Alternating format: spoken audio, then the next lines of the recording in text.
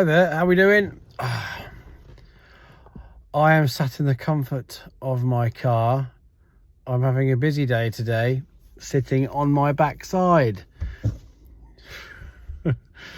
Welcome to the next episode of the podcast. I know it's a bit rough and ready. I wanted to record one, but I keep not getting around to doing it when I'm on the farm and I'm always got my hands dirty and doing stuff.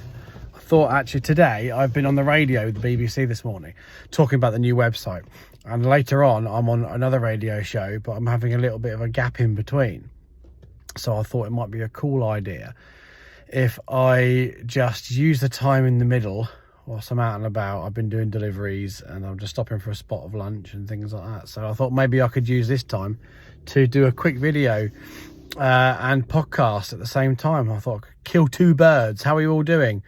It's been a real pleasure to hear from a lot of you saying that you've watched these things and listened to these things. And when I was at my pop-up butchery the other day, we were all talking about what I've been doing, and a lot of people came back to saying that they'd seen or listened to some format that I'd made. So thank you for that. That's really good.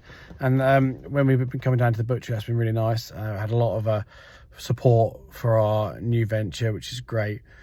If you haven't had a chance to look at it yet, we've got the new website. The website is up and running. It's ready to go. It's actually fantastic, and we've been really happy with the response so far. So just keep ordering. We've got voucher codes on there. If you can't find them, just message me. I'll send you a code. There's loads of options to get stuff for a good price. There's special offers, there's different cuts, and there's everything on there. You can book to stay on the farm. You can follow the YouTube channel through the website. There's so much going on, seriously.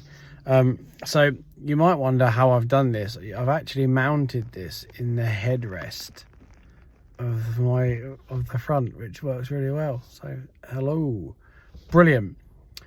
So I did a Facebook Live the other day talking about the website, so I won't bore you too much about just shop, even though you should shop. But what I'm going to do instead is I'm going to take you through a little bit of history as to why I got into these things, and a little bit about why it's a passion of mine and why we should all kind of be more drawn to eating food like what we produce on the farm. Not only because it's healthy, but it sort of makes sense for the economy and sense for you as a family. So it's pretty interesting that I got into meats. I mean, I've always enjoyed eating meat, don't get me wrong, but I've never really got that far into it, in childhood or anything. I wasn't brought up on a farm, so it wasn't something that I was necessarily that involved with. That said, I've always enjoyed eating different cuts of meat, but as a child, if I really think back, I never enjoyed eating meat that much. Not in a sense of that it was wrong, because that's something I've never thought, but I never really enjoyed it. It was never delicious.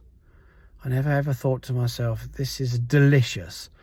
And actually what the difference is I think that society has realised that, supermarkets as well, it's kind of got to the stage where my childhood was probably the peak of rubbish meats. And that, what I mean by that is meats that were produced for meat's sake, mass produced, no focus on flavour, quality, texture, taste, no sort of thought for how it's going to be cooked. My parents' generation were the first real generation of supermarket parents, where they probably thought to themselves, great, this is the meat we're going to buy, this is all the meat that's available, and that's just how it went. And actually supermarkets have just transitioned us from probably something to do with World War II, post-war lack of food and whatever. And when that happens, there's obviously got to be things that go on that make the difference to be able to plug the gap of supply, plug the gap of what's needed for people to eat, plug the gap for quality and all these things that people are used to. So what do? There's going to be people out there saying, right, actually, what we're going to have to do is we need to create a product that's really cheap. How cheap can we make it? And, you know, how can we make as much profit from it as possible is that's kind of come into it. It's kind of wrong, you know. So I first started butchering when I was on the farm in about 2005, 2006. And I met a guy called Brian. Now, Brian came and worked on the farm as a retired guy. I mean, he was already in his 70s, retired master butcher. Brian was brilliant. He's no longer with us. I miss Brian a lot, actually. He was a real friend, and we had a lot of funny chats, and he'd often say little quips and little sayings that you know, sort of died along the way as well. You know, he used to say to me, if you wake up in the morning and reach out and you don't feel wood, you know it's going to be a good day. And that was his attitude. So what do you know?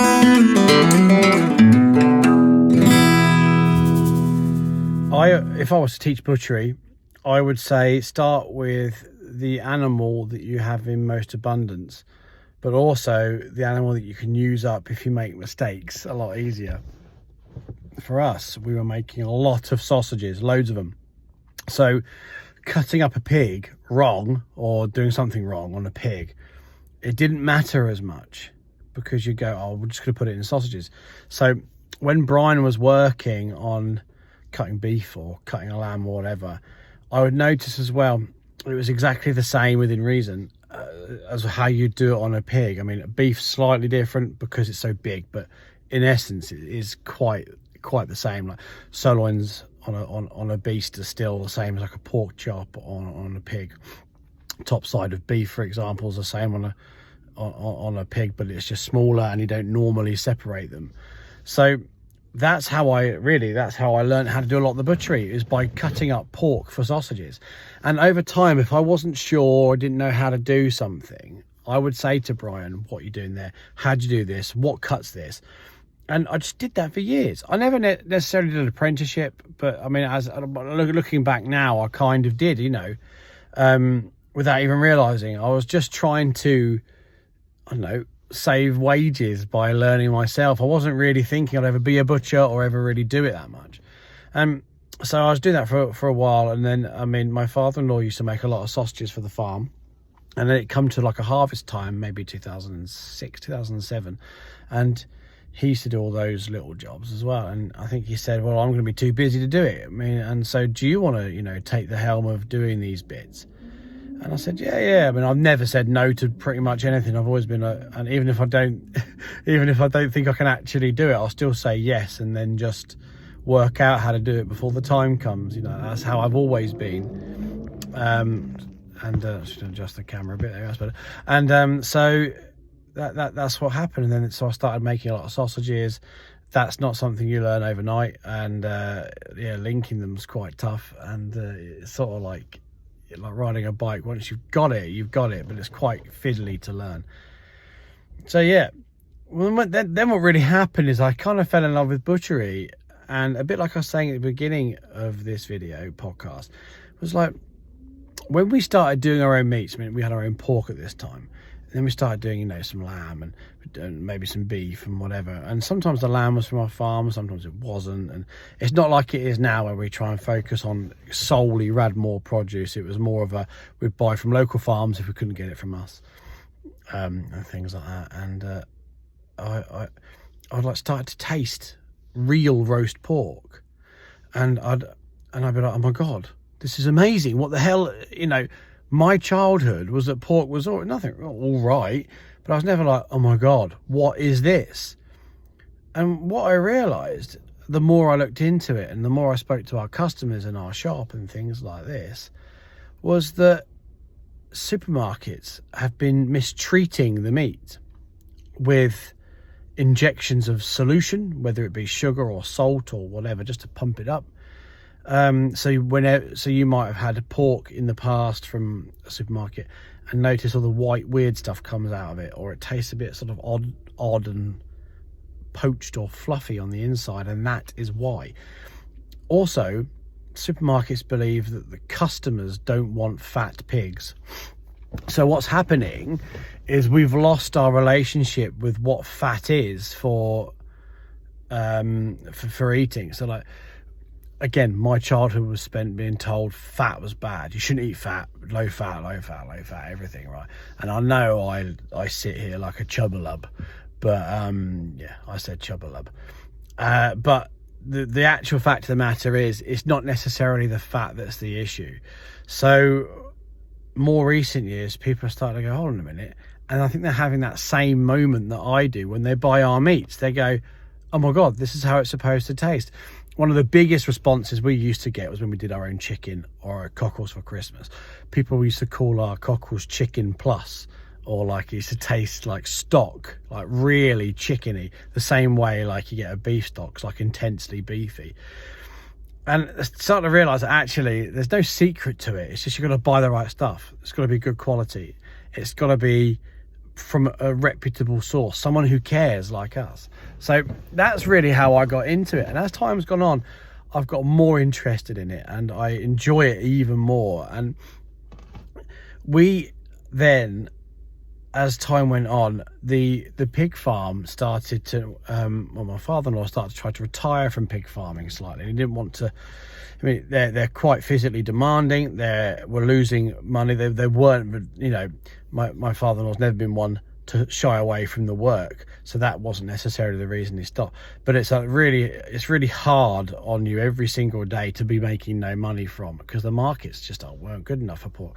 So it turned out, and you know, in the years gone by, it was easy to say, do you know what, we'll give up the pigs. And so what happened was we got to the stage where we didn't have many animals on the farm to sell through our shop. So we still have some, and we do it when we could, and we do it as regularly as we could, but you know, we're having to buy from local farms and things. The quality was still there. We were buying from people like us. That wasn't necessarily the issue, but for us as a business, it wasn't that great, because we were having to pay top prices for these meats, which is fair and correct, but it meant that we couldn't really pass it on to you guys, the customer, because we didn't want to overcharge. We've never been somewhere that wants to be expensive.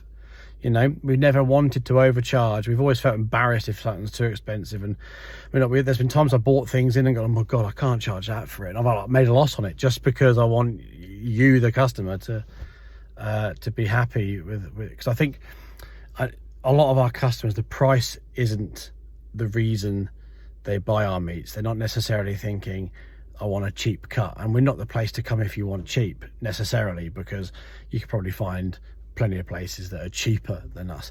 But what you won't find is somewhere that cares about it as much, or has as much transparency or information about it, or as much knowledge. I mean, a lot of places claim to be like what we are, but we are literally a family team, and that's what we do. We just work very, very hard and very, very long hours, and don't ever have a day off or any holidays, that kind of thing. So, you know, but that's because we love what we do.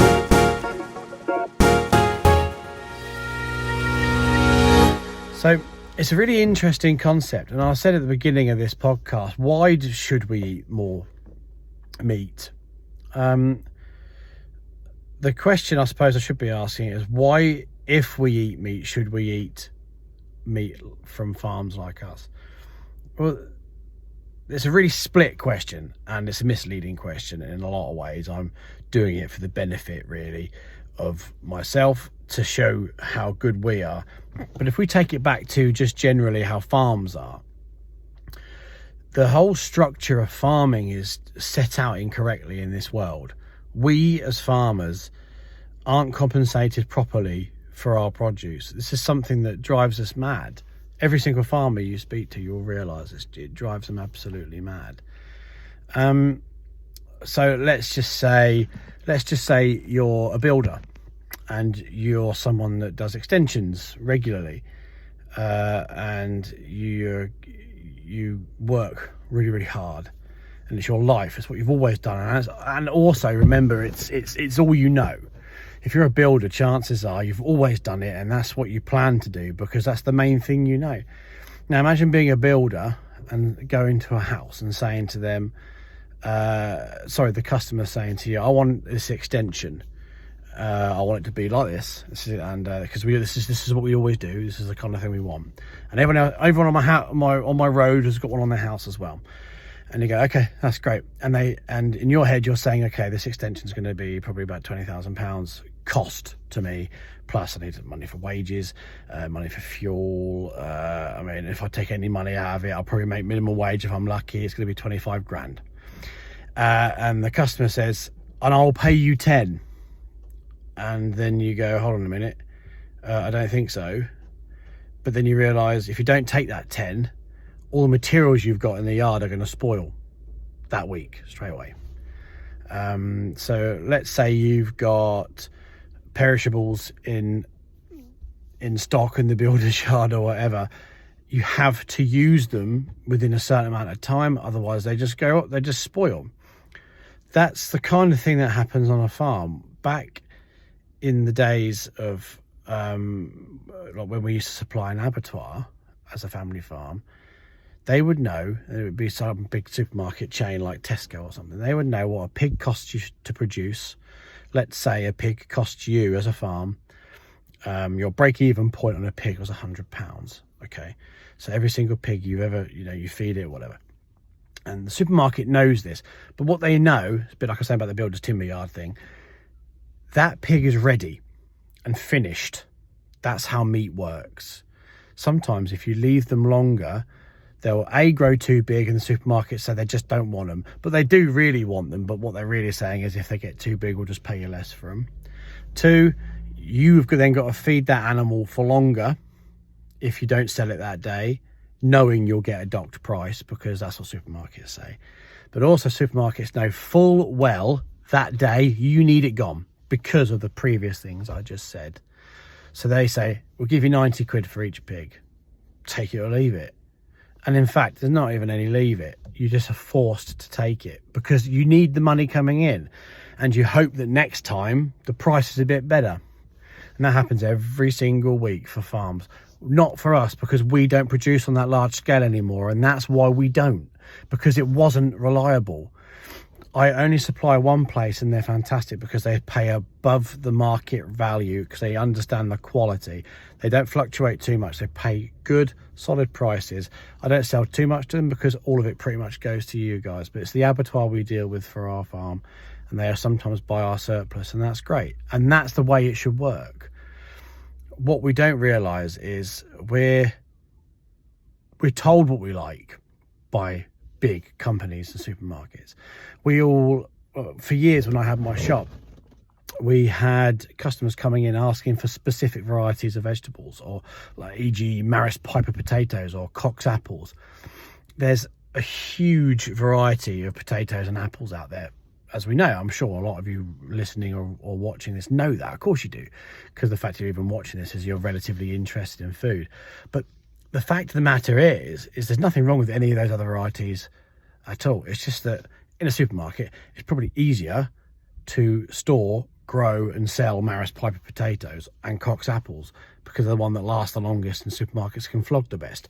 But over time, we've been told they're the ones we want. And we don't actually remember any of the ones that used to be sold in supermarkets anymore. It's just not the way it is. So people come in and go, have you got Maris Piper potatoes because they're the best? It's just not true. It's just really now all that's available because all the other ones have been pushed out. Same with meats. So supermarkets believe that people want lean meat, because I think this is an outdated fact that people are starting to get to the stage where they don't want lean meat. But supermarkets only want a certain style of pig or style of whatever. And that's meaning that people's relationship with what they're eating isn't what it should be, because they're buying meat. A joint of pork in Tesco is probably cheaper than buying a joint of pork from me, but it's actually not the same thing. If you put them on a table together and cooked them and ate them, and someone said, do you know what, I can't taste the difference between those two joints of pork, then I say, go to Tesco, brilliant, good for you, because you've just solved the crime and undone my entire business. But the fact of the matter is, they are two pole opposite kinds of thing. They would not taste the same. And you'd actually be able to tell by the look, the colour, the way it's rolled, with no butchery skill gone into it. It's done by people who aren't passionate butchers, who don't understand how things should be done. And even if that's not important to you, the fact that it's even there because we've nurtured it, grown it. Just every single thing about it on the farm is important to us. So what I'm saying in this podcast really is you don't necessarily need to eat more meat, is eat the right meat when you do choose to buy it. I know a lot of people now who've gone from eating meat every day to now only eat a couple of times a week. And I don't think that's a problem whatsoever. The abundance and variety of different foods in this country is incredible. And I mean, when I was a kid, if you'd have said to me, have you got any hummus? I wouldn't have had a clue what you're on about. Or halloumi. I mean, the most foreign thing I got when I was a kid was probably Pop-Tarts. Do you know what I mean? Food has changed massively in this country. So, and that's for the better in a lot of ways. So when you choose to eat meat, though, we should be choosing to eat meat that's the best. And you should eat it and go, oh my God, this is great, every single time. If you're not doing that when you eat your meat, there's no point buying it. Don't buy it. Simple as that.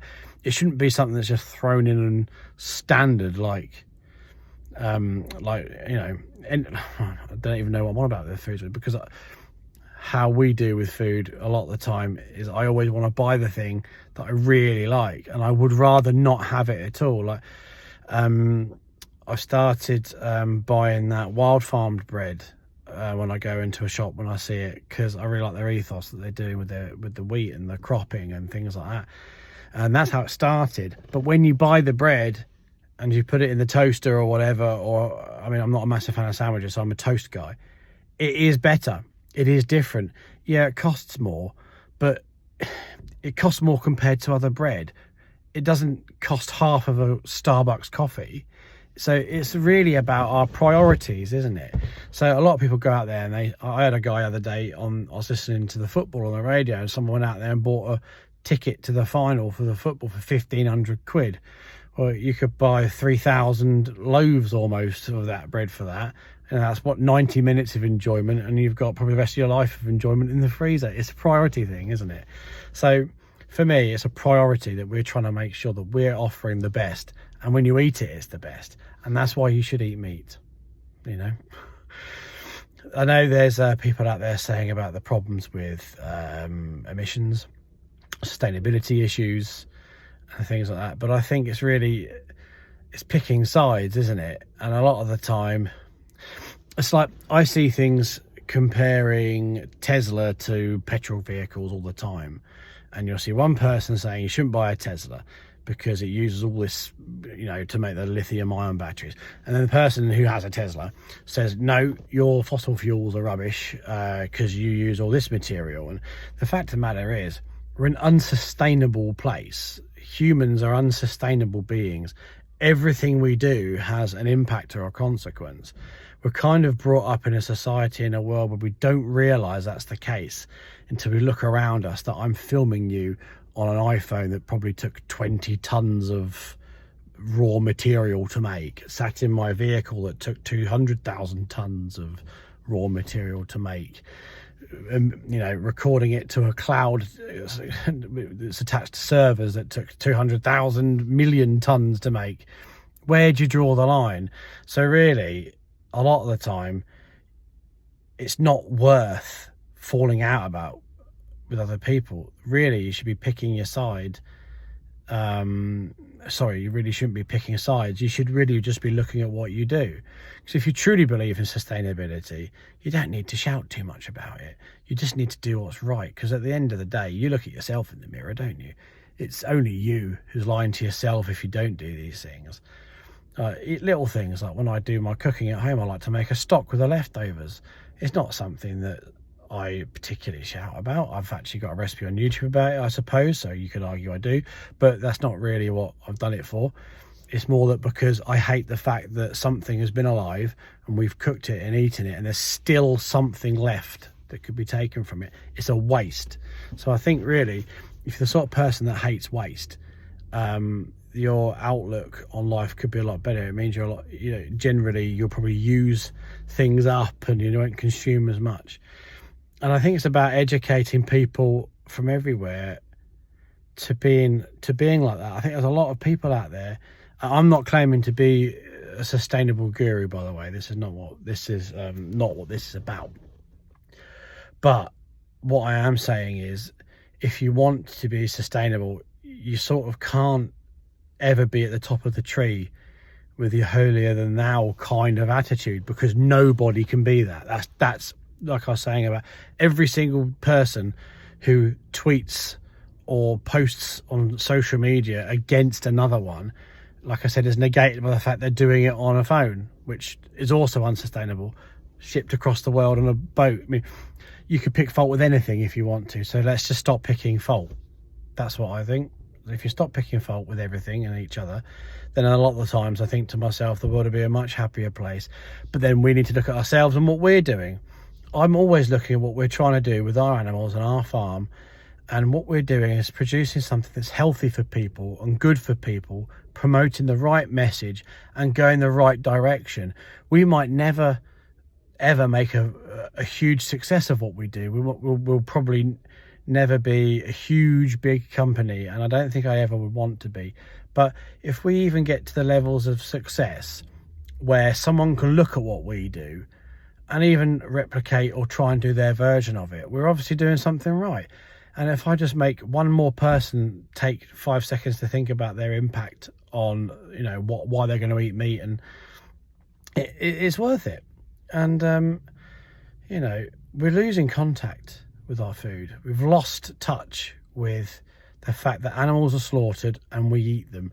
Now, I think to myself, there's a huge problem here, that people want to be vegetarian and vegan, and I think good luck to them, and that is that they have got my full support for that, and I actually don't really mind what anybody does with their food. It's their choice.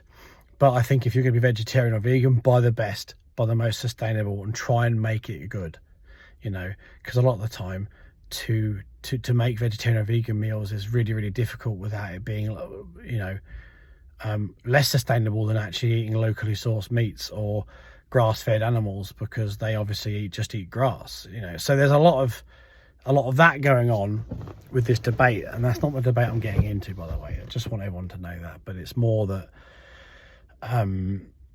we all do things wrong. So instead of actually just pointing out what everyone else does wrong, maybe we should just take a look at ourselves. You know, look at the man in the mirror, Michael Jackson, everything. Who? If anyone's watched Lego Batman, they'll get that joke. Most of you probably haven't, so I probably look an even bigger fool. So yeah, it's a interesting conversation. Yeah, I think if you eat meat, you need to be comfortable with the fact it's been alive, and I think that's something that's really important. When I first learnt to slaughter poultry, it was a very strange experience. And actually I got to the stage now with the poultry that I feel actually I prefer the fact that I actually slaughter it myself. There's no stress on the animal. It's not been carted halfway across the county to be slaughtered, or loaded into trays or boxes, or mishandled or mistreated. I know for a fact that someone on the other end hasn't hurt the animal before it's been slaughtered and things like this. That's really important for the animal's welfare and the flavour and the quality of the meat. Everything there is fundamental. And I think that we just lost touch with mortality in our modern era, and it's a really hard thing to accept for people, and that is why it filters into our meat eating, and that's why a lot of people don't like the idea. But they are more than welcome to not eat meat. But if you do eat meat, you can't be squeamish about it. You've got to understand what it is, because once you start to find comfort and understanding in that, you'll enjoy the whole process of it more, and you'll realize it's why we're here today and why we do what we do. And a lot of us need it for our health. My children eat meat, and I try and educate them all the time on why we eat it and what it is, and we never leave meat, you know. That's we respect it, and it's a privilege to be able to eat good quality meat, and we know that every single day.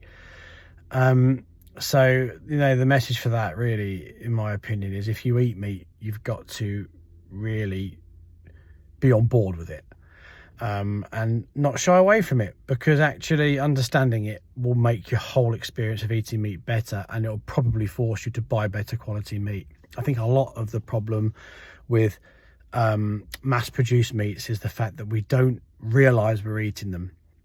So if you probably think to yourself, you never eat pork, and in your mind pork is a joint on the table on a Sunday, but you've had chorizo one day, or bacon one day, or ham one day, or processed a wrap from a petrol station might have something, that kind of thing. And really, they're the kinds of produce that are the problem with your emissions or more or less sustainable options, because we're buying the things, so farms have to find a way to do it. We all need a job, we all need to work, we all need to feed our family. So we're in this perpetual cycle where all of us are contributing to this problem, and we don't realize we are until someone says about it. And that's not to say you shouldn't be buying these things. It's just that I don't think a lot of people consciously realize anything about it. Every single time you eat a chicken nugget, you think to yourself, okay, you don't even necessarily think it's chicken. It's sort of, it's chicken, but in your brain, it's not a chicken. And so you kind of, you're so sort of disassociated with the fact that it was a living animal on 90% of what we eat. It might as well be bread. It's kind of just a nothing thing, a throwaway almost thing. I dread to think how many portions of animal are just thrown in the bin because people just are so blasé about it. And actually, if you go one day, hold on a minute, yeah, of course, yeah, really actually starting to really get into my meat, and I want to buy really, really good stuff. I want to start cooking more, and actually you find that cooking more is fun and actually stretches the wallet better. I did a Feed a Family for a £5 thing on the radio, the BBC this week, and this is the kind of thing I was touching on, is actually buying good quality, wholesome ingredients, and just cooking, just finding the time, if possible, to cook, even in a batch cook. You go, okay, one day a week I've got time, I'll make a big meal and portion it up for different things. You can make a huge difference to your bank balance, as well as, doing the right thing with what you buy as well, So, yeah, it's so much more than just buying meat to eat, isn't it? And if you've got any questions about this, or if I provoked anything, please let me know, because don't message me if you want to have a go, because I can't be bothered with that. But if you want to be nice, always, or if you've got an interesting question, always. But if you want to have a go at me, I don't really want that. I'm not here to have a go. I'm here because I'm friendly. But the fact of the matter is, radmorefarmshop.co.uk will solve all of those problems.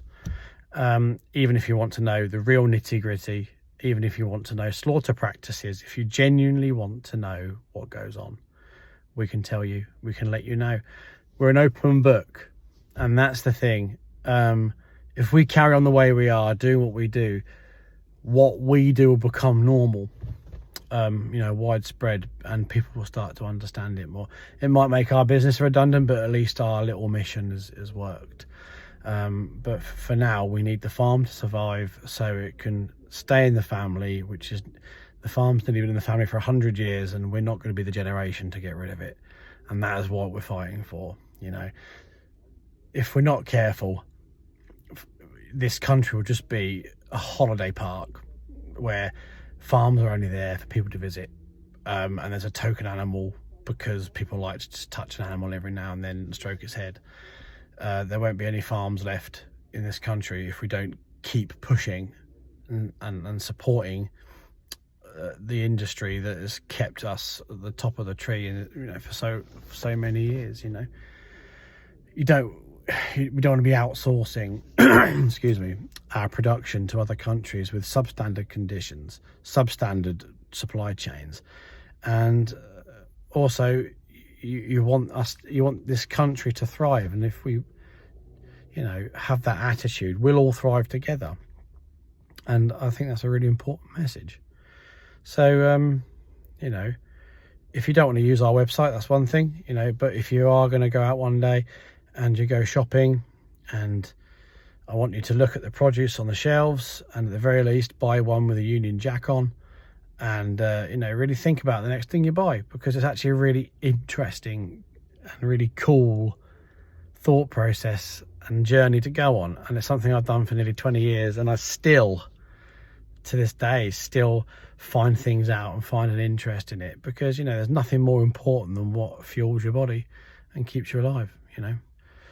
So I'd say that's about it for now. Thanks for listening. Any questions, send us a message, send us an email. Don't forget to follow the YouTube channel at Cracking Yolks. And all the socials, we're on Twitter, we're on Facebook, we're on Instagram. I think on those we're all Radmore Farm or Radmore Farm Shop. But most importantly, please use the website, and the website will be able to deliver to anywhere in the country that you came in.